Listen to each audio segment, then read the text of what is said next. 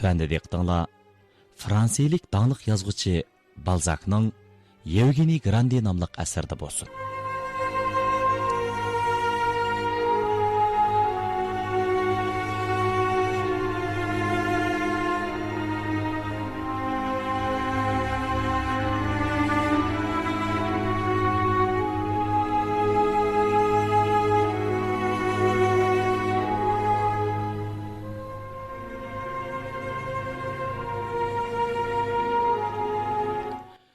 Bu odam to'g'riliq sumyuraliklarning bildig'ini mushunchilikli edi.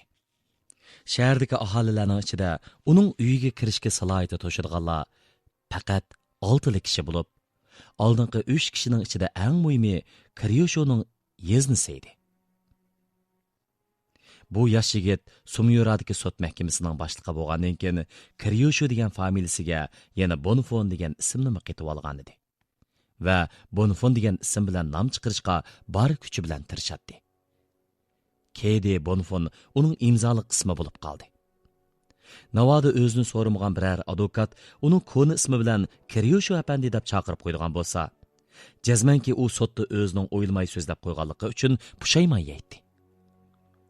Uni sud boshlig'i apandi deb ataganlar sudchining himoyasiga erishadi.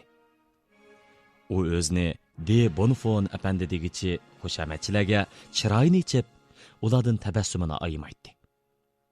Sud boshlig'i apandi 33 yoshda edi. Uning bir yerda qo'riqi bo'lib, u yerdan yiliga 7000 franklik daromad oladi. U yana ikki tog'isining mol-mulkiga varislik qilishni kutyotdi. Tog'ilarining birining ismi Kiryosho Pop edi. Kiryosho Pop Sen Martin cherkovidagi missionerlar jamiyatining odami edi. Anlagan gaplarga qaraganda u ishkaylarning puli nihoyat ko'pmish. Bu 3 Kiryoshoning jaddi jamiyati ko'p edi.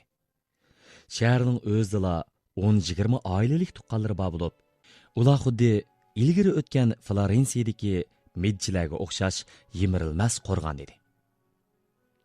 Shundaqdimi medjining partak kushandisi bo'g'iniga o'xshash Kiryosholarning dushmanlari yo'q emas edi.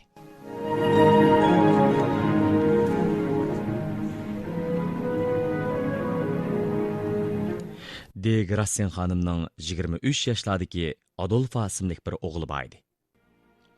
Grassin xonim Yevgeniy xon qizni suyimlik o'g'li Adolfaga ilib berish niyatida bo'lg'ashqa, Grandi xonim bilan qarta o'ynashqa to'limi herisman edi. Banker De Grassin apandi bu maqsadni amalga oshirish uchun butun vujudi bilan xotiniga moslashadi va pixsiq buvoyga ostirtdan yordamda bo'ladi. Bo'libmi cho'ng-cho'ng ishlarda zodili boshqalarning keyinda qolmaydi. Bu uchaylarning ha-hu deyishidiganlari, urug' tuqqanlari va sodiq do'stlari bor edi.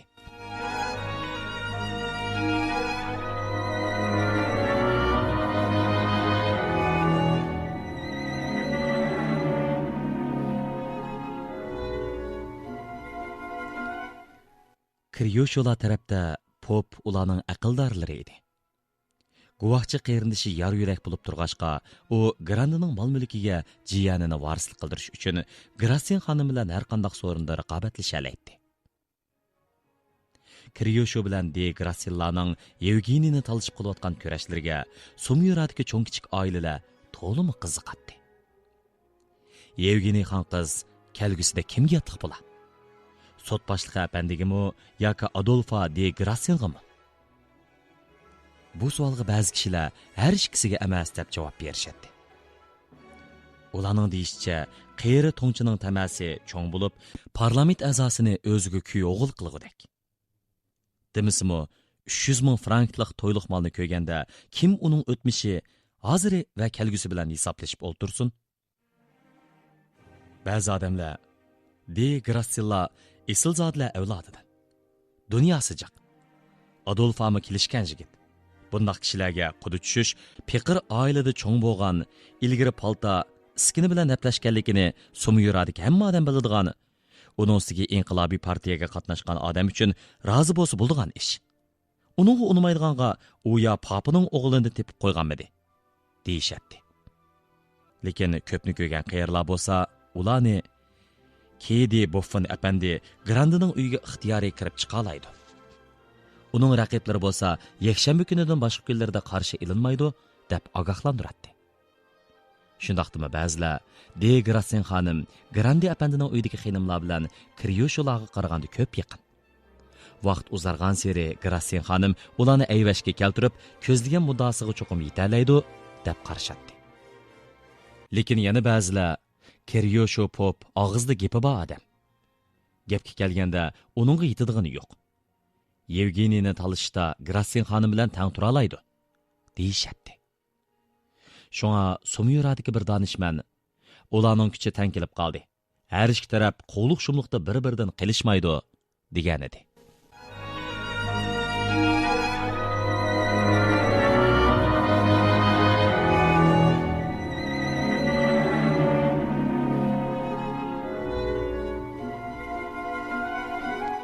Grandini to'liq tushundigan qiyirlar Grandiga o'xshash bundaq inchki ish qildigan odam o'zining dunyosini yot odamning quliga qoldirmaydi. Sumyuradagi Grandining Parijda haroq savdosi qildigan puldor bir inisi bor. Yevgeniy xon qizni Parijdagi ashu Grandining o'g'liga berdi deb qaraydi. Lekin bu xil qarashqa Kriyosho bilan De Grassenning yaqinlari qo'shilmay. Birinchidan, Akuke ikkisi 30 yildan beri biror qitimni ko'rish baxmagan. İkinchidan, Parijdagi Grandining o'g'ildan kutadigan umidi cho'ng. U o'zi Parijdagi bir rayonning boshlig'i, parlament a'zosi, podshohning qo'g'dug'ichi gvardiyaning boshlig'i ham sodishlar sotining so'roqchisi. Uning boshqalarga degan gapiga qaraganda, u Napoleon ko'targan ma'lum bir gertsogning qiziga choy ichirib qo'yibdimish. Sumyuradagi Grandi bilan qarindosh ekanligini allburun inkor qilganmish deyishadi. Sumyuradan 30-40 kilometr nerdagi joylardimi, hatto Anjurdan Beloaga ketayotgan paytollardimi, puluba bu yolg'iz qiz to'g'risida qizg'in paranglar bo'lib, kishilar to'xtamay g'ulg'ula qilishadi. 1818 yildagi bir ishda Kiryosho taraf De Grassendan ustun keldi. Frafon o'zining go'zal manzarasi, bog'lari, ko'llari, o'rmonlari bilan dog'liq bo'lib, 3 million frankga yaratdi. Yosh Frafon markazga naqd pul lozim bo'lib qilib, bu yerni sotmoqchi bo'ldi. Guvohchi Kiryosho, sud boshlig'i Kiryosho Pop va ularning yaqinlari markazni bu joyni bo'lib setish niyatidan yondirishdi. Guvohchi uningga yerni bo'lib sotganda baho qo'yg'uchi kishi bilan ko'p davolashishdan keyin baho bekitkili bo'lganligini, uningdan ko'ra bo'lmayli butun peti Grandiga sotganining foydaliligini tushundirdi. Guvohchining bu gaplari markazni qoyil qilib, uning zimini arzon bahoga to'xtam qilindi. Shuna qilib, markazning hamma odamning ko'z tushadigan bu mumbat yeri hahu bilan Grandining igdorchiligiga o'tib ketdi.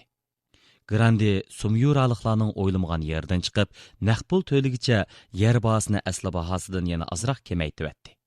Bu yangilik Nanint bilan Orleanga tezla pir ketdi.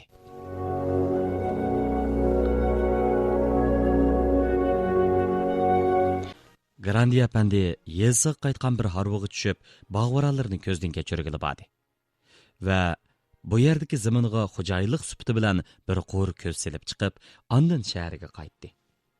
U bu qadamqa foydasini nihoyat yuqori mo'lcharladi, ham o'zining barliq yer bisotlarini Frafondikisiga qaytib etish xiyoliga keldi. Arqadan bu qadamqa sodada qurib qolay degan g'azinasini to'ldirish uchun o'zining barliq daldiraqlarini, o'rmonini va yayloqdagi teraklarini kesib setib etishni qaror qildi.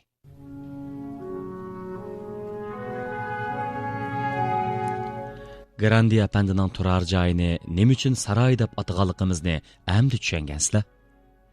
U yangi shaharning bosh tarafiga, Ko'ni shaharning oyoq tarafiga joylashgan. Ichi doim qorong'u turadigan so'rin va jimjitlik bosgan imorat edi. Bu imoratning darvozasining agmisi bilan ikki tal to'rki mehmonxonaning temiga o'xshash gaj bilan qatirilgan bo'lib, uningga Loar daryosidan chiqadigan bir xil ushoq oq toshlar paturilgan edi. Bundaq usulda yasalgan narsalarning umri 200 yilga yetmaydi. Qishning sovuqi, yozning optipida u to'riklar bilan darvozaning agmisida xuddi Fransiya binolaridagi naqshlardek ajoyib qarayib teshiklar paydo bo'lgan edi. bu darvozani turmaning darvozasiga o'xshatqili bo'ladi. Darvozaning mangliga 4 faslning simvollari qapartma qilib o'yilgan uzun tosh qo'yilgan bo'lib, buningdagi naqshlar upirgan va qariyib ketgan edi. O'ylida paqi upurmoq, yo'gimash, amanga o'xshash yov ko'katlar unib ketgan edi. Yana igiz o'sgan bir to'p glasmi turadi.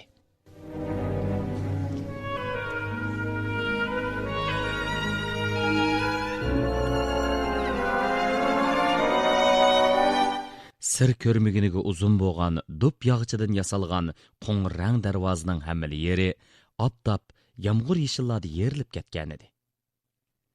Darvoza ko'rinishda nepizdek turg'uni bilan amaliyoti nihoyat mustahkam bo'lib, uni gul chiqirib mixlangan mixlar chang tutib turadi. Darvozaning bir qanotida kichik eshik bor edi. Eshikning o'ttirsida 4 chasi tushuk bor bo'lib, temir vodaklik edi.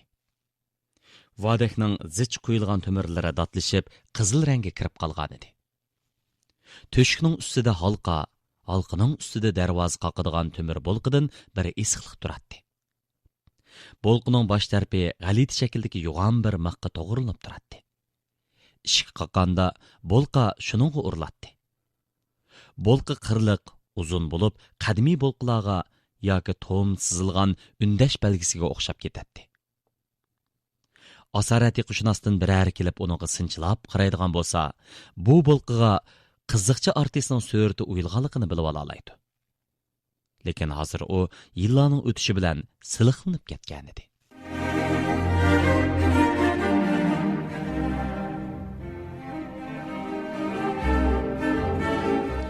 Kichik eshikdan ichilgan to'shik aslida urushlar davrida uy ichidagilarning kelgan mehmonga qarab beqishi uchun ichilgan bo'lib, hozir bekor talablar o'ylining ichiga qaraydigan yerga aylanib qolgan edi.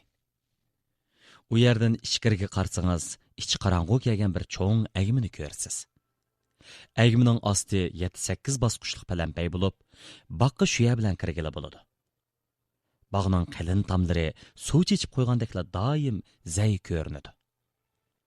Bog'ning cho'risi har yoqqa engishib turadigan har xil daraxtlar bilan to'lgan.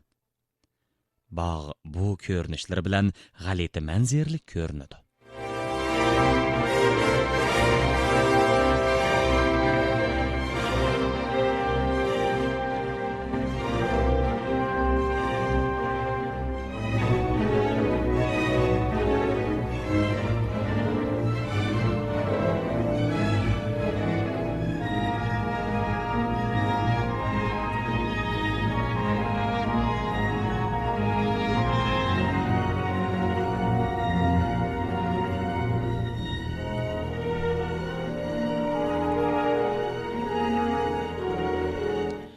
Binoning ostinqi qavatidagi muhim uy hisoblangan mehmonxonaga cho'ng darvozadan kirgan yerdagi cho'ng agmining ichidan kiradi.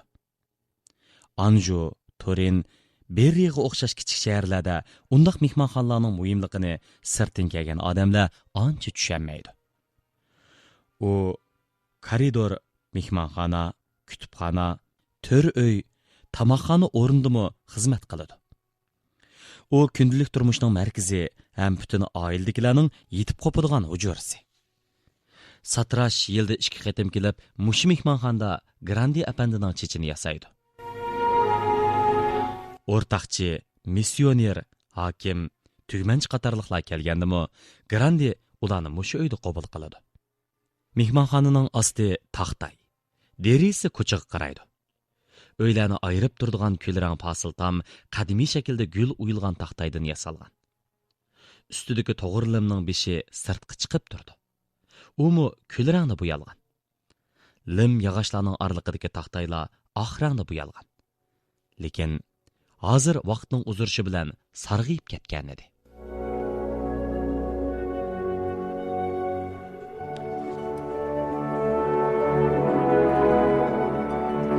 Tammashning ustida tosh aynakdan biri tiklaglik turadi.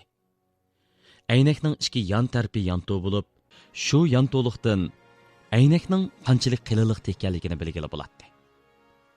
Tammashning usti yuzligi qo'pol oqshipan toshdan qilingan edi. Ustida qo'ng'iroqlik soatdan biri turadi.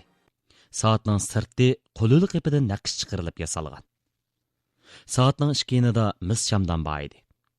Shamdanning tagiligi mis jihozning ichiga olgan ko'k marmar toshdan qilingan bo'lib, uning sham sanjiydigan qizilgul shaklda bir necha yeri bor edi. Uni ilvatganda bir tal shamliq shamdonga aylanadi. U odatdagi kunlarda ishlatiladi. Qadimiy sopaning tovar yuzligiga La Bontinning masalalariga taqlid qilingan ko'rinishlar kashlangan bo'lib, uning mazmunini shuni tadqiq qilgan odamdan boshqasining bilib ketalishi mumkin emas. U tovarning rangi o'ngan va yamoq tushmagan yeri qolmagan. Uningdagi ko'rinishlarmi o'chib, tunuqsiz bo'lib ketgan edi. Uyning to'rt bulungiga bulung ustal qo'yilgan. Uning usti takchilariga ushshaq-tushshaq narsalar ostiga haraq qo'yiladi. Ikki derizning oraliqidagi taxtay tamning tuviga qarta ustuli qo'yilgan. Ustalning yuzligiga shaxmat taxtasi sızilgan edi. Ustalning keyindagi tamda elpis shakldagi bir dona barometr isig'liq turadi. Aslida barometrning qor ramkasining cho'risiga zar hal berilgan bo'lsa kerak. U hozir chivin poqlari bilan shu qadar iflos qilib etilganki, zar hal to'g'risida faqat qiyosan fikr qilish mumkin.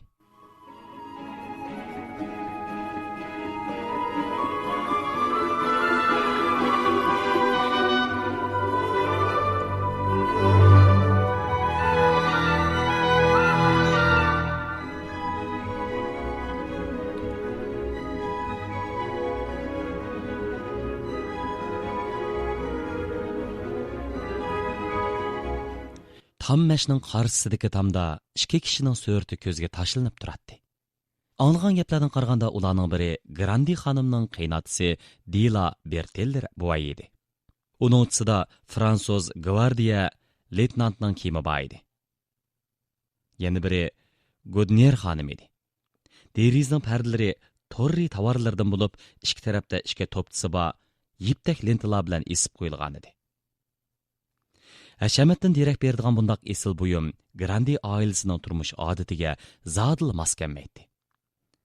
Bu pardalar va aynak, ustal soati, tovar tagligi bor sopa, bulung ustal qatorliq narsalar asli Grandi mushu uyni setib olgan chog'da bor narsalar edi.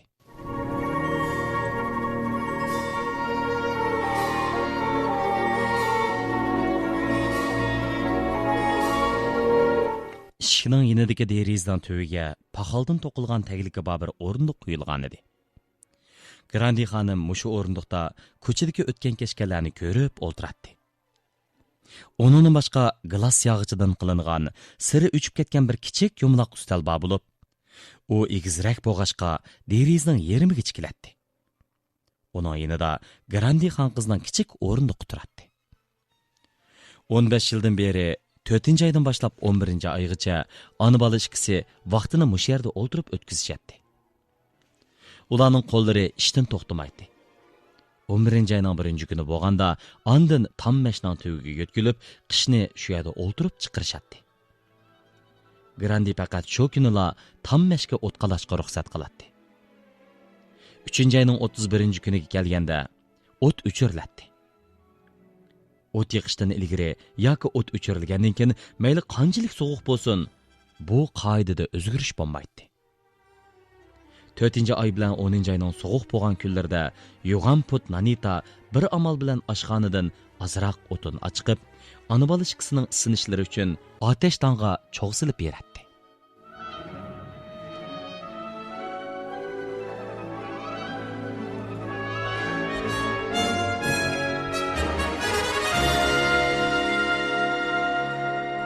Bütün ailenin kiyim-kechak yutgan ko'pilariga ona bola ikkisi mas'ul edi. Shunga ertadan kechgacha ularning qo'li shu ishlardan bo'shamaydi. Oddiysi Yevgeni onasining qo'ldagi ishni tikish bermoqchi bo'lsa, kechlik uxlaydigan vaqtida qiladi. Buning uchun yana biror bahona bilan dadasini aldab sham oladi. Xasis buvoy qizi bilan Nanita ishlatadigan shamni ko'p yillardan beri xuddi kunda atdiganda bolka va boshqa yemekliklarni berganga o'xshash chag'lab beradi.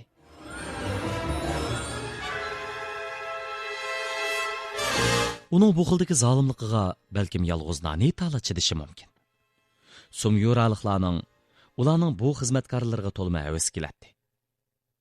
Kishilar uni yo'g'onput Nanita deb atashadi. Dimsimi uning bo'yi xeli bor.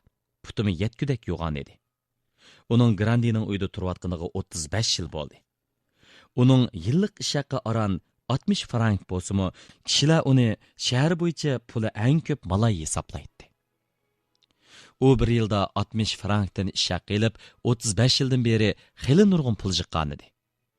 Yaqinda texi ömrünün oxirida ishiltish uchun 40 ming frankni guvohchi Kiryoshoga saqlashga berdi.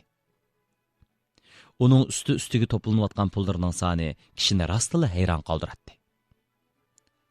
Shahardagi ayol xizmatkorlar yeshi 60 dan halqagan bu momayning unchola ko'p puli borligini anglaganida, u pullarning dum yetib, dum qopib, ming bir jabr jafolarga kelganligini xiyoliga keltirishmay, uningga hasad qilishadi.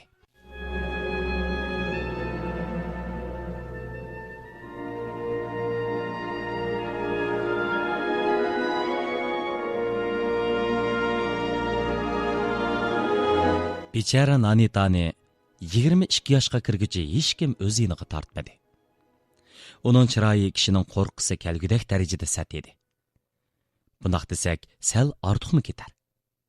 Agar uning beshini zambirakchi askarlarning birarining beshiga o'rnatib qo'ydigan bo'lsa, balkim kishilarning havasini qo'zg'ishi mumkin. Dastlabda u bir dehqonning melini boqdi. Keyin u dehqonning uyiga o't ketib, natijada Nanita beshimga kelganini ko'ray degan jur'at bilan shaharga kirib ish izladi. Uchoqlarda Grandi chang'i tizmoq bo'lib o'yilinishga taraddud qilyotdi. Uning ko'zi o'ziga ish topolmay tantirab yurgan bu qizga tushib qoldi. Bu to'ngchi ustamning bir odamning tan qurilishiga bergan bahosidan qilcha chatoq chiqmaydi. Qiz xuddi polvonlardek qomatga ega edi.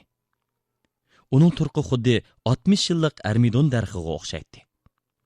Ballari yo'g'on, yelkalari kang, qo'llari xuddi harvikashning qo'llaridek cho'ng edi. Qo'liq shumliqdan asar yo'q sodda qalbi iptiga o'xshash nuqsonsiz pok edi.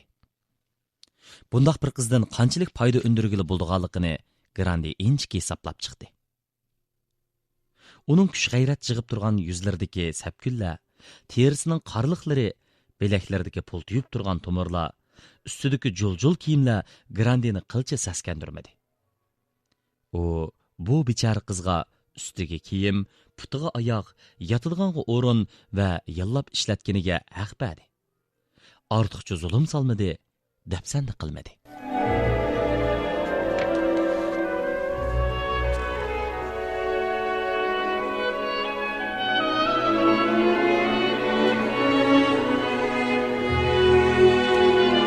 Nanita Grandining o'ziga qilgan bu yaxshiliklardan ta'sirlanib, kishi yo'q yerlarda xushalligidan yig'lab ketdi va soddilik bilan uning xizmatini qildi. To'ng ustisi uni malay qatorida ishlatdi. Nanita uyning tamoq etish, chiniqachilarni yuyish, kiyim-kechaklarni Loar daryosining bo'yiga opirib yuyib kelishdak ishlarning hammasini o'z ustiga oldi. Tong bilan tang o'rnidan turib, alyatqudan ochqanda uxladi. Yig'im faslida kunlikchilarga tamoq atdi. Hatto yerga tushib ketgan uzumlarni boshqalarga oldirmadi. Qisqasi, u xo'jayinning mol-mulkini xuddi sodiq ishqqa o'xshash asraydi. U xo'jayiniga butun vujudi bilan ishinatdi. Xo'jayinining har qanday bo'lmug'ur buyruqlariga g'ing qilmay bo'ysunatdi. Untulg'isiz 1811 yilning yig'im mavsumida u favqulodda jafoliq ishladi. Bu Nanitaning uning elikida ishlayotganiga 20 yil bo'lgan vaqt edi. Grandining mardlikka tutib ketib, uning o'zining koni saytini inom qildi. Bu Nanitaning Grandidan olgan tunji sovg'isi edi. Grandi uning o'zining koni oyoqlarini berib turadi. Uning oyog'i Nanitaga dal keladi. Biroq har 3 oyda berilib turadigan bundoq oyoqlar to'limi koni bo'g'ashqa, uni sovg'a deb atashqa kishining tili bo'lmaydi. Qilchaqliq bir narsa bo'lmagan bu bechora qiz barbara xo'jayiniga o'xshash piqsiqlikda uchiga chiqib, oxiri Grandi uni xuddi egisiga sodiq ishni ko'rgandek yaxshi ko'radigan bo'ldi. Nanita bo'lsa bo'ynini o'z roziligi bilan Grandining zanjiriga tutib berib, zanjirning bo'yniga petib og'irayotganligini sezmaydigan holatga kelib qoldi.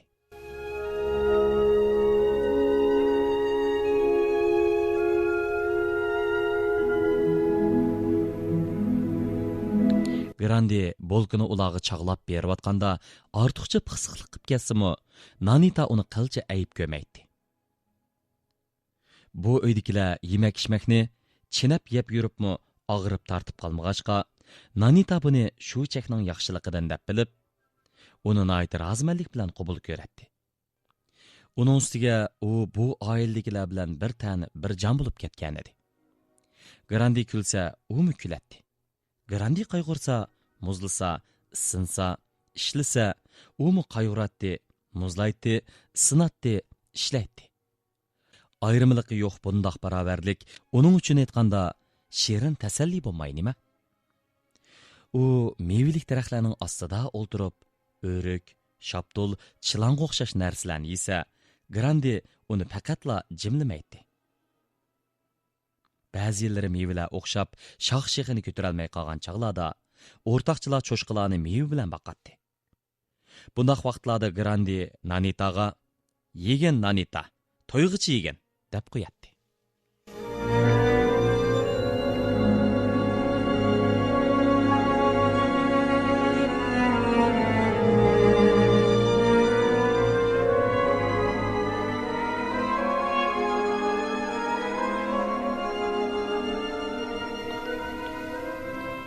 Kichkidan kamsitilib kelgan sahroliq bu kambag'al qizni Grandi shafqat qilib o'z uyida turg'izib atadi.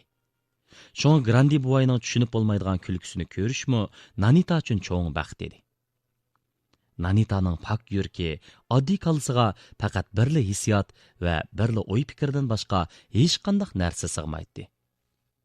U 35 yilni bir kundak o'tkazib, doimdagidek Grandi apandining ish maydonlarida yalangoyoq, jul-jul kiyimlarda yuradi. Va to'ngchi ustamning "Sana nima kerak, obdan qizim" degan gaplarini anglaganda yangidan yangi minnatdorchilik tuyg'usiga cho'miladi.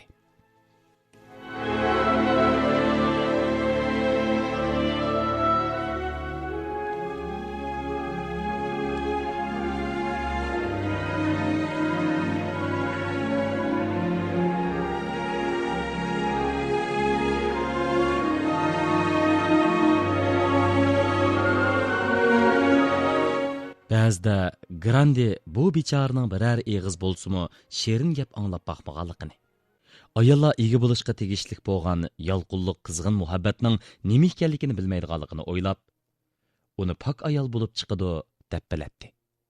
Va shu o'ylaganlarning ta'siri bilan ixtiyorsiz uningga ich og'irtib, bechora Nanita deb qo'yadi.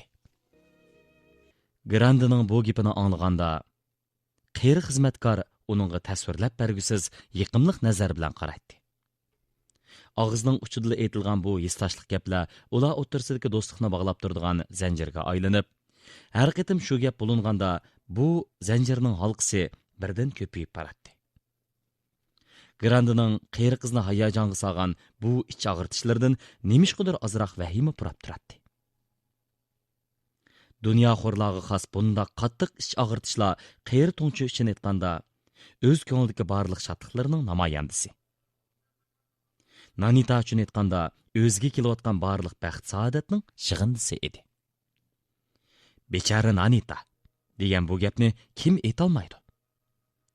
Biroq bu so'zning aytilish ohangi bilan o'rami o'ttirisidan chiqqan ich og'irtishning zodi qanchalik darajada ekanligini va haqiqiy shafqatning kimdan kimga yig'ayotganligini faqat birla Tangri ayriya oladi.